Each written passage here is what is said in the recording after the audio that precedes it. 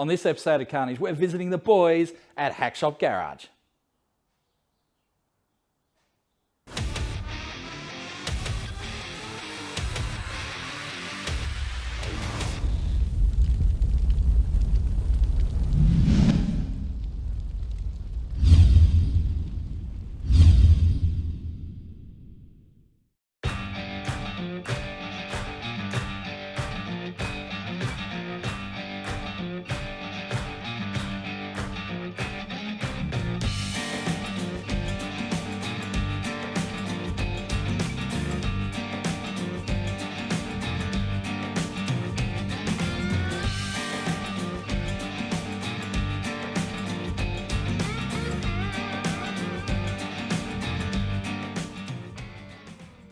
Hey guys, we're doing something a little bit different today. We've come out to Hackshop Garage to visit the boys.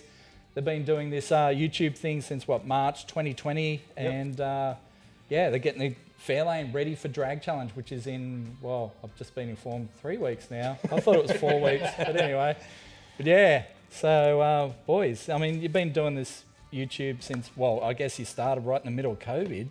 We did. And you started with the Fairlane. Yeah, well, it was the perfect time during COVID to blow up the engine and then hit Michael up with, let's do Drag Challenge Sydney and drive all the way, That's all right. the way to Sydney. That was the Sydney event you were planning for, and then that got cancelled because of COVID. And then the other one got cancelled. Yeah. So the car kind of just grew from let's rebuild the engine ourselves to let's just throw it back together for Sydney. Because we had 11 weeks. It was 11 weeks out that we started to rebuild the engine. And then it was, all right, let's try and put a Helltech in it. And then it was, maybe we should do this. And then because it kept getting delayed, it was like, let's just do more to the car.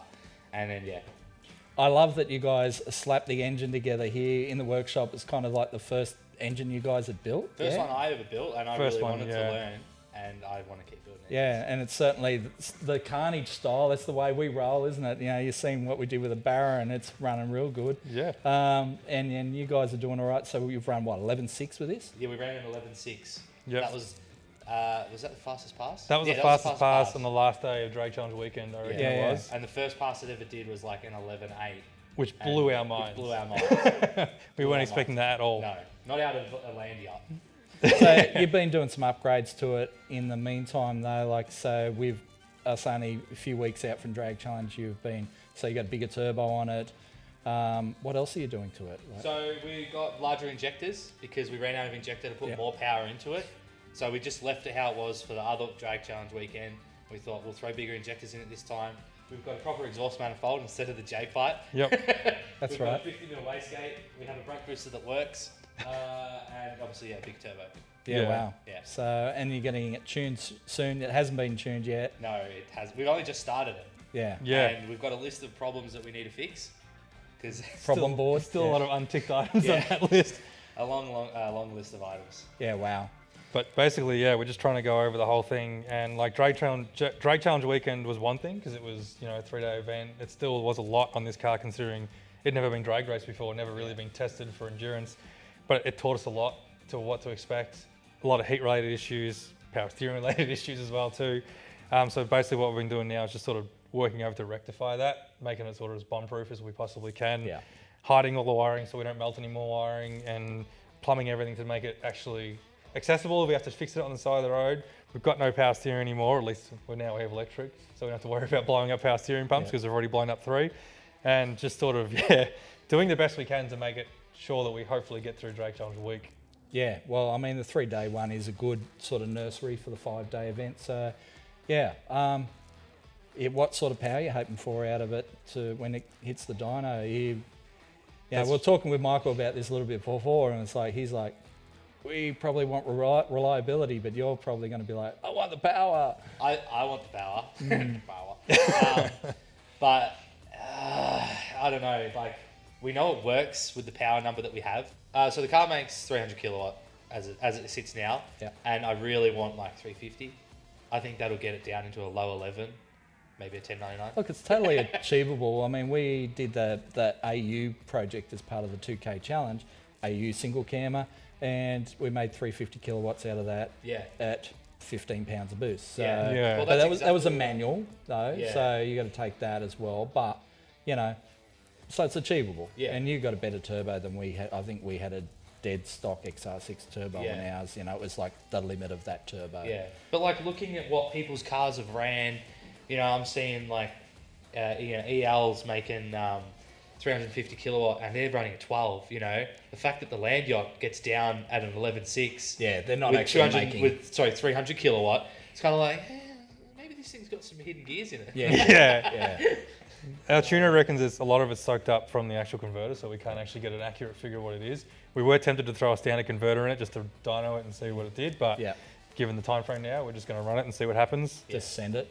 Honestly, like we're just wrapped with what it did. The fact that it already runs at 11.6 in full street trim with the full, like even the like everything in it, the fuel system and everything in the back, all that adds weight. So she's pretty heavy. Yeah, And what does it weigh? That was going to be. we've never tested it. We don't I know. just say it weighs 1600 plus. What's that the would factory? be pretty heavy. Factory for is this, 1600. Yeah. Yeah. Wow. Okay. Yeah. Or Wow. 1595. That puts it in FG Falcon territory, but I guess it is a Fairlane, so it is a bit bigger and And there's been no weight taken out of it. If Yeah. anything, Yeah. we put weight in. Okay, so Fairlane's going to be a drag challenge. Well, you still got a little bit to do, and you only got a little bit of time to do it. Thanks. But how did all this kick off? Like Hackshop Garage. Well, Hackshop Garage originally started as an Instagram that I started when I was building this shed because I was following other people trying to get their ideas on what they did. So I thought I'll start an Instagram to document my build process. And then one day Nathan came up to me and said, hey, I want to go to Drag Challenge and take the land yacht, the Fairlane, to do it, but I just blew up the engine. Do you want to rebuild it? And I said, sure, let's do that. And I thought, why don't we chuck it on YouTube and start making episodes, and if anybody watches, great. If nobody watches, well, then it is what it is. And then 2 years later, like here we are now, building stuff that we never thought we could ever even dream of, and just having a ball doing it, and just really making the most of it and learning. And it is a pretty amazing workshop space you've got here. You've got your hoist in here. You've got like a little engine crane thing. That's awesome, Yeah. I look at some of the stuff there, and I'm like, the organising just makes me super jealous. I'm like, we need to get Michael into the Carnage workshop and get him to organise our workshop, because it's so actually disappointing from my perspective in that like our place is a pigsty compared to this place. It's like you've got it really well organised. We would appreciate that. That's awesome to hear. Like, for me, organisation in a workshop is massive for me. I just like to have stuff accessible and usable. So like one of my idols is like Adam Savage. If you've ever watched his channel, tested, and it walks through like just building an efficient workshop. So a lot of that comes from that. A lot of the organisation stuff comes from that. So if anyone's interested in anything like that, definitely check it out. But I'm a bit of OCD like that. I'm OCD when it comes to storage. He's OCD when it comes to cleanliness and actually making stuff look pretty. I just don't care. Yeah. I just put it together as it is. But the shop works for what we do in it. You can comfortably do 2 cars in here at a time. Sometimes we push that out to 4 and then it gets a bit sticky, but currently 4. Well, people don't understand that that's necessary. We cop this all the time. People say to us, why you got so many project cars? Why are you bouncing from car to car? And it's like, especially today in this post-COVID period, like getting car parts is so hard, and getting parts. So we'll be ordering parts for one project knowing that we won't have the parts for months. And then, so we'll work on something else and work on something else and work on something else that we've all ordered parts for, and it will circle around until we've got, right now I've got a massive pile of 1UZ parts for an engine that I've been planning to put together for a while. Well, now I have all those parts. I can put that engine together and then move on. And it's just this rotating process of just ordering parts for builds that are going to happen in a couple months. Yeah. And I guess you guys go through the same process. Exactly the same thing. And like when you're doing this sort of stuff and you're trying to get, like we release weekly episodes, so trying to keep on top of that and keep the episodes rolling, you have to have more than one vehicle on at a time, because if you get held up with the part not coming, like we've literally been held up by one little fitting before, and that held us up for 2 weeks waiting for that one tiny little fitting that was a $2 part. But without that, you couldn't film. You couldn't go forward with the project. So you do have to have lots of projects going at a time, and I don't know, we just seem to like to mess with a whole bunch of things at one time. Yeah, we like to dip our fingers in everything. Keep them all the pies. And Yeah. I've noticed you guys, like, you're not biased. You got Holdens, you got Fords, you're doing LSs, you're doing 6-cylinders. There's a bit of everything, which is fantastic. I'm really jealous that like you've got, the Sandman, and then the Barbados Green HQ as well, which I just love. and then, you know, you're doing your mate's Falcon out there and that sort of thing. We'll go and have a look at those cars in a sec, but, you know, just, that's amazing. You know, you've got all this, what our viewers, Street Machine viewers, again, also come to us and go, you know, you guys should be doing this car. It's like, we don't have the budget to do this car, but you're lucky that you already had these cars. Yeah, like those cars you just spoke about, we were lucky that we pretty much had all them before. Like I've had them for 15 years, something like that, and Nace had this for, how many years you've had this for? Something like that. They're just cars that we had beforehand. If you try to do it in today's climate and buy that sort of stuff, like it's nearly impossible now. Yeah, it's just unachievable. Why we end up with Volvos and VN V6 Commodores and stuff like that. But the VN V6 Commodore's now getting up there in dollars, you know. But, you know, the turbo taxi we bought for like $2,700, we probably even couldn't buy that taxi for $2,700 anymore now, you know. So yeah, you just got to work what you got. And like you said, we're just lucky that what we got is, you know, people relate to them and people enjoy them. And look, I love them. They're great. We love the old stuff as much as we like the new stuff, and we'll sort of try anything, I suppose. That's why we've got a Gemini wagon out there as well too. Yeah. All right, well, let's go out and have a look at some of the other cars. Yep.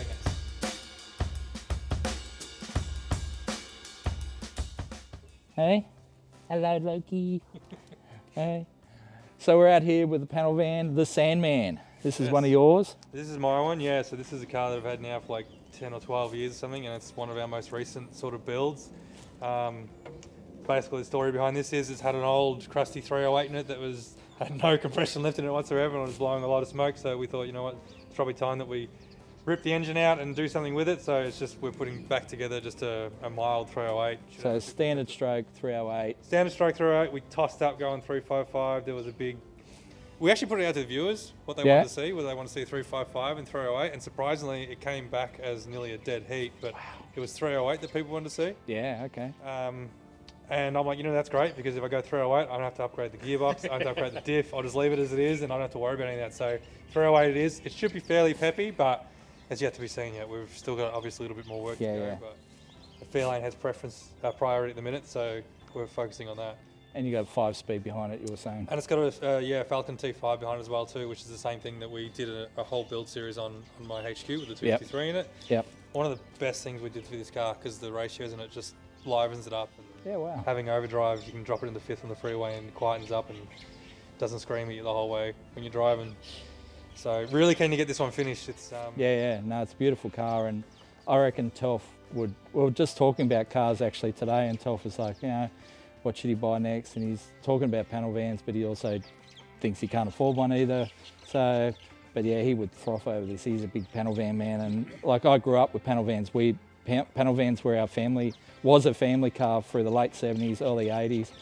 We were just me and my sister rolling around the back of a panel van until Mum got pulled up by the cops one day and said, those kids need to be in seatbelts. And then so Mum and Dad went and bought a HQ sedan. So yeah, we had 7 HQs out on the farm. But yeah, love the panel vans, love Holdens. So yeah, it's very cool.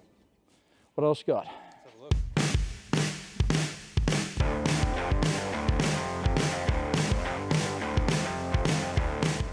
So boys, you've got an LS, so 5.7 I presume, yes, being it's a VY, Yep. Turbski, it's and manual as well. Yeah, 6-speed manual. So this is Danny. This is Michael's brother's car, and he bought this car, and he was just like, "Oh, should we put a turbo on it?" And us being us, we're like, "Yeah, why not? 100%. Why would we not put a turbo on it? It'd be How's stupid that not even a to." question? Yeah. And that slowly turned into take the engine out, cam bearings were worn, and we should probably rebuild it. And then it blew from there, because it was like, oh, you need to change these, you need to change this. So it's got a rebuilt engine. It's got Garage rebuilt. backyard rebuilt. Yeah. Backyard rebuilt. Well, a rebuilt engine Yeah, is yeah. a rebuilt engine, is it not? We did have a professional though. We did. Have Oh yeah, this time okay. around, There we go. so, Cool. You just leave the backyard part out. Yeah. Backyard word part out. It's got a nice big turbo on the side. This is very close to being finished. That's what the killer is. Yeah. And yeah, obviously the 6-speed manual, the TR whatever the 6060. name is, TR6060, yeah. 6-speed manual. Yeah, wow. So it's going to make good power, and 5.7. Like we've done turbo 5.7 stuff before, and made really good power out of them. And You know, I presume it's still stock rods and pistons Stock and rods everything and like that. pistons, But yeah, The engine's pretty much completely stock except for cam. It's got valve springs in it. And Yeah. valve springs. You've got injectors in it, I Yeah, presume. we've done the injectors. Yeah. Yep. ARP head studs. It's got some good stuff in it. It should go multi-layer okay. steel gasket. We're really looking forward to it because we actually took this to the drag strip when it was completely stock to do a comparison type thing. And if you go back and have a watch my brother running down track in it in quite questionable suspension as well too, it just was hopping all the way down the track. It was quite funny. But look, what did it run? Like a 12.5 or something? Oh, wow. Like that? Did run a 12? Wasn't it? No, that Like was 14. Yeah, 14. I was going to say, yeah, no, it was 14, yeah. 12.5 shouldn't be a I was going to say, stock it's going one. to beat the Fairlane. It doesn't even need turbo. Yeah, wow. Yeah, wrong car. Still, no, that's pretty cool. Now, we've got a couple LSs in the back of the workshop, and we're like, maybe we should grab a VY V6 and do an LS conversion into a VY V6 or something, because the LS versions are so expensive now. It's like, Wow. yeah, Like you said before, even like VYs and VZs and stuff like that, they're worth big money now. yeah, And like even Daniel, when he bought this, it wasn't cheap when he bought it. yeah. Yeah. And, Well, Kian bought before COVID, Kian bought himself a VZ Ute, and I won't say how much it was just in case he wants to sell it now, but we're pretty sure he could get double what he paid for it right now. Yeah. And it's a VZ 6 litre, you know, so, and he agonised for months on buying that and that sort of thing, and he paid probably above the rate they were going for at the time just because he wanted a certain colour and a 6-speed and all the stuff.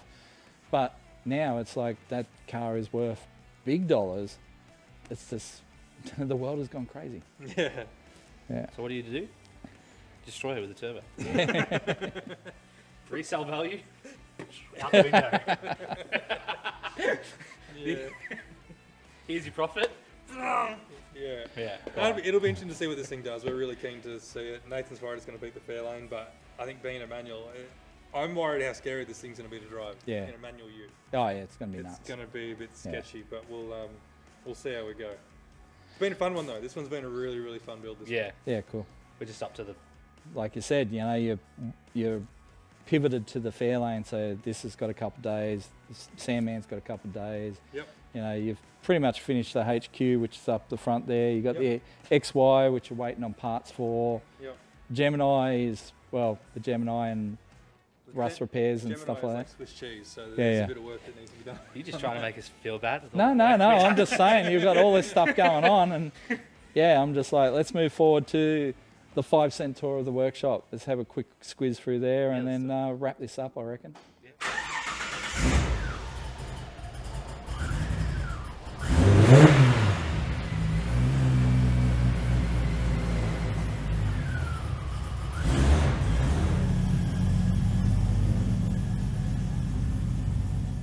So we're back in the shed, and it is a very cool shed, and you guys have actually got a great video showcasing the full, well, not so much the build of the shed, but talking about it after the fact and what went into it. Yeah, the whole rundown, like from floor to roof, how it's set up, how it's designed. I think it's like a 45-minute long episode. Yeah. So, Yeah, it's a big episode. but it sort of taught us about everything, Yeah. why we did it and what we would change and stuff like that. Really nice concrete, I noticed, but just really nice design. I love that this side's a little bit higher. You've got the hoist in here, so you've got enough a room there for the hoist. I like your offering to the gods of speed over here. Let's have a look over here. We're not really gods of speed yet, but you know, we're pretty good at stuffing up. We're good at filling it. Yeah, We're not really fast, but yeah. We definitely need one of these walls for Carnage, I think, because we've certainly got a few broken parts to add to our wall. I see the heat shield from the Fairlane has made the wall. They don't even just come off the car like Yeah, 2 it episodes ago. that So- just shows you how much heat gets created by those bloody turbos. Like, it's ridiculous. I like the left and right gloves. There's obviously a story there. Yeah, so I'm pretty prone to dropping nuts and bolts because you know when you're undoing it, you don't know when it's at the end. You just drop it. So there's magnets on them. Michael made it So before. I made him for Nathan with some magnets on it so he wouldn't drop his bolts anymore. And it's labelled left and right because Nathan doesn't know his left and rights. I do. I just gotta say it loud. Whenever you say like go left I'm right, actually the same when I'm like giving directions to someone, and I'll go go left up here, and I actually meant go right the other left. the other left. Yeah. So drag challenge armbands, I see, and a whole bunch of other broken bits. very cool. It's good. It tells a story. Like you can look at any of this and it takes you back to either a really funny time, a good time, or a really bad time. Yeah. Well, it's the bad times that actually give the best stories. So Exactly right. I love the just organisation. Again, I've mentioned that before, and just how well organised everything is. We need to do a lot of this in the Carnage workshop. We need to organise our stuff a bit better. But yeah, that's probably the biggest thing for this workshop. I tell people all the time, it's a workshop, not a storage shop. So we don't have a lot of storage. I wish we had more. We have talked about maybe one day doing like a little mini mezzanine here to get a little bit more room and actually build another bench similar to that there. We're going to call it the mega bench. Yeah. To put mega bench into it. But it's time and trying to find time to do it. So maybe one day. That was funny. That is cool. It is Drake. Yeah. And you got the little annex out the back here. Yeah, the dirty room. The dirty room. Yeah, it's where all the grinding and all the welding happens. So we can close this door and everything stays separate, because there's nothing worse than having nice cars that you have to cover up every time you want to go grind 100%. or make like dust and stuff. So wow, you've actually got a welding bench. We don't even have a welding bench. We just weld wherever, usually off the vise in the middle of the workshop. It's really handy having that just set up. You can just quickly weld something up. That's where Nathan spends a lot of his time, because Nathan's the welder and the fabricator out of the two of us. Yeah. There you go. I love this rack. This could come home with me. Costco. Man, that is brilliant.